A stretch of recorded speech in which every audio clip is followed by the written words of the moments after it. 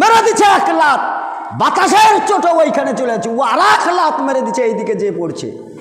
আমার ভিতরে যদি একটু মাল থাকতো, পায়ে হাই মারার আগে কোন হাসপাতালে ভর্তি হব সেই চিকিৎসার ব্যবস্থা করত।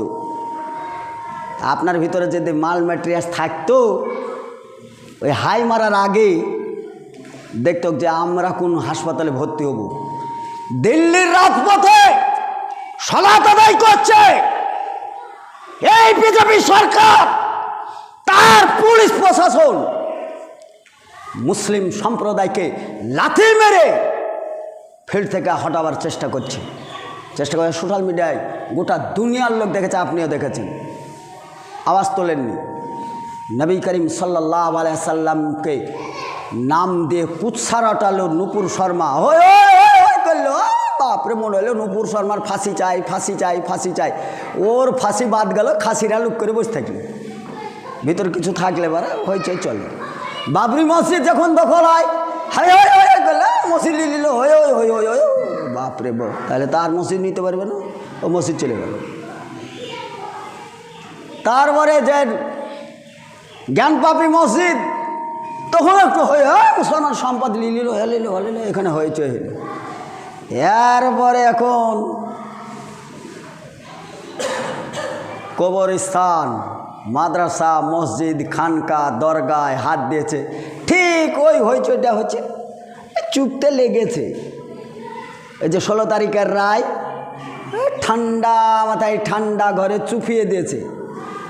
আর দু একদিন পরে 2-1টা করে ঘুমের ট্যাবলেট আপনার ML MP দিয়ে দিবে, বাস মাশাআল্লাহ, একবারে ডেড বডির মতন, তাজা না মরা আর বোঝা যাবে না, ঘুমে কবরও চলে গেছে এমন হবে। মুসলিম যা এই যে হইচই করে বেড়াচ্ছে, মনে হচ্ছে এরা কবর আছে, শ্মশানে। বিল পাস হয়ে যাবে, বিল পাস হয়ে যাবে।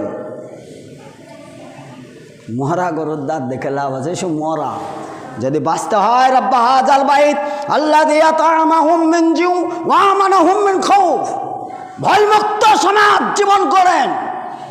যদি বাঁচতে চান, আল্লাহর ঘর আবাদ করেন, সাহায্য আল্লাহর আসবেই আসবেই।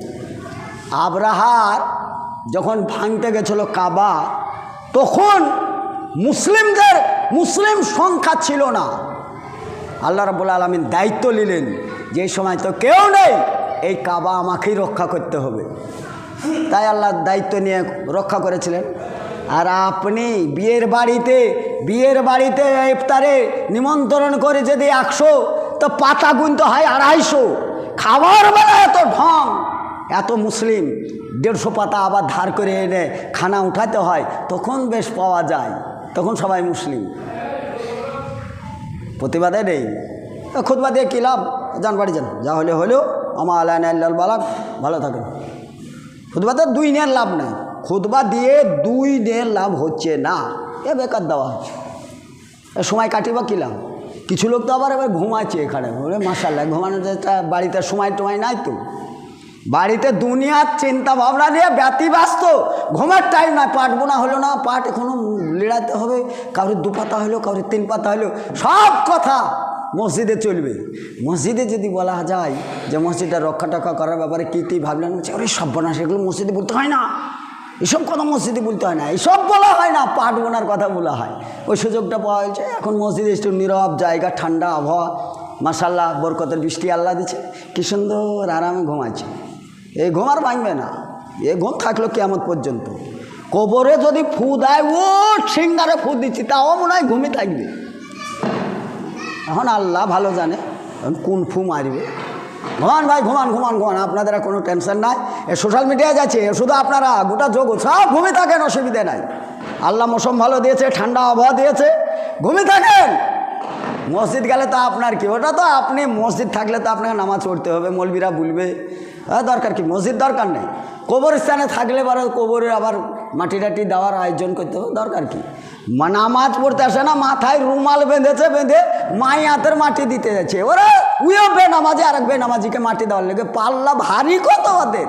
এখানে জামাত চলছে, নামাজ পড়ে না, কিন্তু ওকে মাটি দেওয়ার লেগে 13 কিলোমিটার দূর থেকে পটায়, বলছে আর 10 মিনিট ওরে করে আসছে, মানে জামাত ধরবি।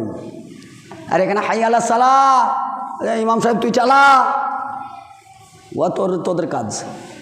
জামাত ধরার লেগে 30 কিলোমিটার দৌড়ে বেগে আসছে। রাসূল সাল্লাল্লাহু আলাইহি সাল্লামের হাদিস হয়েছে, দৌড়ে এসে জামাত ধরে নামাজ পড়ো না, এটা নিষেধ করেছেন। ধীর স্থিরভাবে আসো। ধর্ম যত ধীরে হয় ততই ভালো, কর্ম যত জোরে হয় তত ভালো। কর্ম জোরে, ধর্ম